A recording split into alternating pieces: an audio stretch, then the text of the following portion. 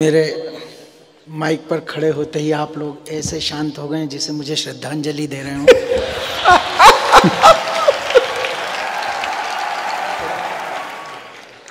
मेरे पास बुद्धि नहीं है क्योंकि मैंने उसको यूज करके खत्म किया।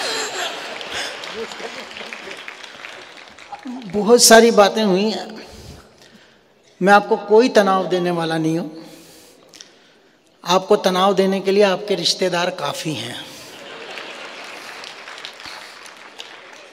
कोशिश करूंगा कि ज़्यादा से ज़्यादा अपनी मौलिक बातें करूं, ज़्यादा से ज़्यादा आपको हंसाऊं, आनंद दूं। आनंद में रहिए। तनाव तो हमेशा रहता है, तनाव के लिए कोई टेंशन वो वैसी कोई बात नहीं है। तनाव इतना ज़्यादा हो गया है, मतलब कि डॉक्टर साहब हर दिन आदमी तनाव में। अच्छा। और किसी दिन अगर तनाव ना हो तो साले को इस बात का तनाव हो जाता है कि यार आज तनाव क्यों नहीं हो रहा है। तो आज क्या डे टेंशन, बोला तनाव नहीं है, सब जगह आनंद।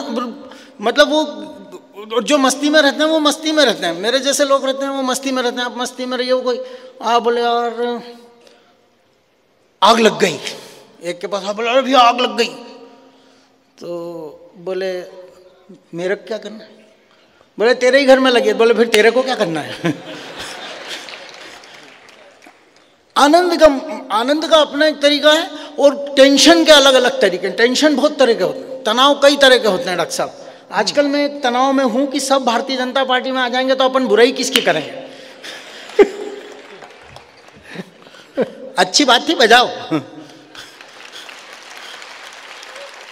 वो आपके यहां अभी लेटेस्ट, बिल्कुल लेटेस्ट ताजी गरम समोसा जैसे कढ़ाई में से निकलता है। हाँ।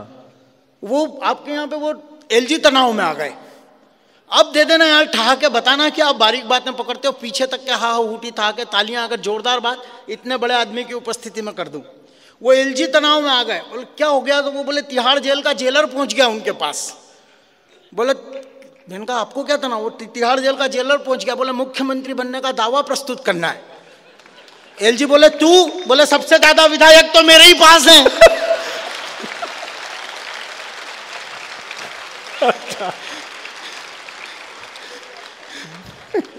जिसके पास ज्यादा विधायक है वो बनेगा। ठीक है। उसके आपके पुराने मित्र भी वहां बहुत सारे, एक नए आपके वो बहुत पुराने वाले भी एक पहुंच गए। वो भी खुशी से, जो पहले 3-4 बैठे थे वो भी भजन गा रहे थे, सजा लो घर को गुलशन सा। अवध में वही रामनी वही आए हैं। काय का तनाव, टेंशन वेंशन लेने की कोई जरूरत नहीं है। मैं मस्ती का कवि हूँ, आनंद का कवि हूँ, मैं जानता हूँ। आप डॉक्टर कुमार विश्वास को सुनने के लिए यहाँ बैठे हैं, मुझे कोई भ्रम नहीं है।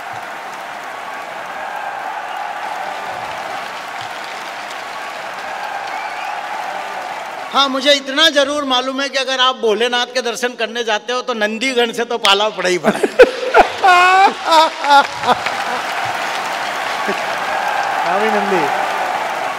नंदीगण है, जब तक वो हमारे कान के बीच में से यूं नहीं देखोगे भोलेनाथ दिखने वाले नहीं है।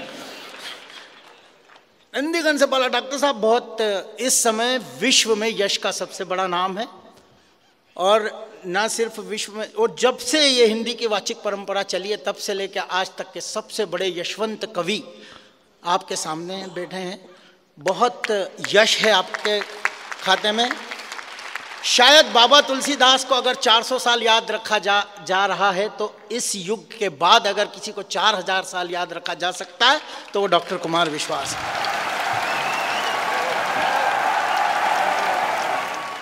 इनके पास प्रतिभा, स्मृति, भाषा सब सरस्वती ने इनको कूट कूट के भरी है, और मेरे को सिर्फ कूटा है। भरने के टाइम पे दूसरा काम आ गया भगवती को, तो मैं कुटा कुटाया हूं। आप लोगों से निवेदन करता हूं कि ये दरवाजे बंद कर दो, क्योंकि जो अभी नहीं आ पाए उनका मेरे को कोई टेंशन नहीं है, जो आ गए वो मेरे को देख के नहीं भाग जाएं। आनंद के मूड में, मस्ती के मूड में रहिए, कोई टेंशन कोई किसी चीज़ की। इन लोगों को सुनता हूँ, प्रियांशु कितना अच्छा पढ़ते हैं। डॉक्टर साहब ने अभी प्यार मोहब्बत की बात की। मैं बहुत भाग्यशाली हूँ कि मेरे को प्यार करने का मौका मिला। कोशिश तो मैंने भी करी, पर अगली भी तो घास डाले। मैंने उसको ऐश्वर्या राय समझ के कोशिश करी और उसने मेरे साथ जॉनी लीवर समझ के व्यवहार किया। वो आती रही, मिलती रही, अपन प्यार समझ बैठे, एक दिन नहीं आई, अपन रविवार समझ बैठे। काय का टेंशन है, सब करते हैं प्यार मोहब्बत, सब करते हैं। वो चाय वाला प्यार मोहब्बत करता है, वो वाला नहीं जिसको आप वो बस स्टैंड पे चाय छान रहा, आप देना, मैं कविता तक पहुंचूंगा।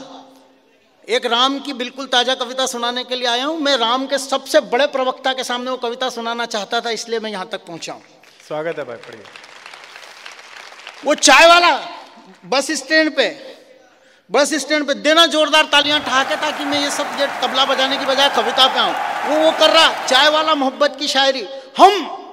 हम उसके प्यार में सितारों की चादर तानते रह गए, वो रामलाल के साथ भाग गई, हम चाय छानते रह गए। वाह वाह, अच्छा, क्या टेंशन है। कोई नहीं, अपन इसीलिए कोई कुछ बात नहीं करते किसी की, इसकी बात उसकी बात करो, इसकी करो उसकी करो, नहीं। ये लोग बात करते हैं तो ऐसा लगता है जैसे ये पुष्पक विमान से धरती पे उतरे हैं। और मैं जब बात करता हूं तो अपने आप में ही मेरे को ऐसा लगता है जैसे मेरे को भगवान ने भट्ट से फेंका हो। आनंद लीजिए, कोई टेंशन है। वो तो महिलाओं की बात चल रही, तो महिलाएं इतनी, डॉक्टर साहब बस एक सुना देता हूं। हाँ, वो बुढ़िया, एक बुढ़िया, देखिए आप बात सुनना और बस मैं कविता में आऊं। वो इतनी स्थिति ऐसी है कि भारत में जो बस में जो रिजर्वेशन की व्यवस्था है वो पूरी दुनिया में कहीं नहीं है, कहीं पे भी नहीं है पूरी दुनिया में।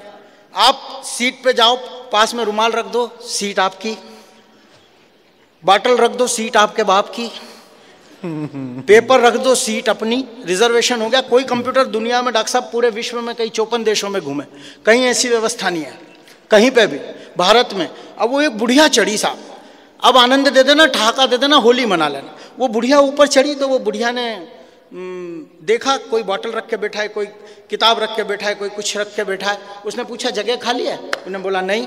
फिर बुढ़िया ने पूछा जगह खाली है? बोले नहीं। फिर तीसरी जगह पूछा, बोले जगह खाली है? नहीं। वो बुढ़िया बेचारी परेशान होकर बोनट पे बैठ गई। बोनट जानते हैं ना आप लोग? हाँ, वो जो काफी गरम गरम लगता है। वो जितनी जोर से अध्यक्ष महोदय ने हाँ करा, इनको काफी बार लगा है। वो बोनट पे बैठ गई। अब एक लड़की चढ़ी 22-23 साल की उसी बस में, 22-23 साल की लड़की चढ़ी। उसने पूछा जगह खाली है? किसी ने टोपी हटा ली, किसी ने रुमाल हटा लिया, किसी ने पेपर हटा लिया, किसी ने बॉटल हटा लिया। यहाँ बैठो, यहाँ खाली, यहाँ बैठो, यहाँ खाली, यहाँ बैठो। वो लड़की इतराने लग गई। लड़कियां इतराती है ऐसे अवसर पे, वो इतराने लग गई। बोले नहीं बैठूंगी, नहीं बैठूंगी, नहीं बैठूंगी, नहीं बैठूंगी। वो बुढ़िया का वहां से जवाब बोनट पे से जोरदार हो, दोनों हाथ उठाना, मुझे लगे कि आप बहुत बड़े आदमी की उपस्थिति में, जो संप्रेषण का सबसे बड़ा नाम है, नहीं बैठूंगी, नहीं बैठूंगी। बुढ़िया वहां से चिल्लाती है, बैठ जा बेटी बैठ जा, 10-20 साल बाद तो तेरे को भी बोनट पे ही बैठना है।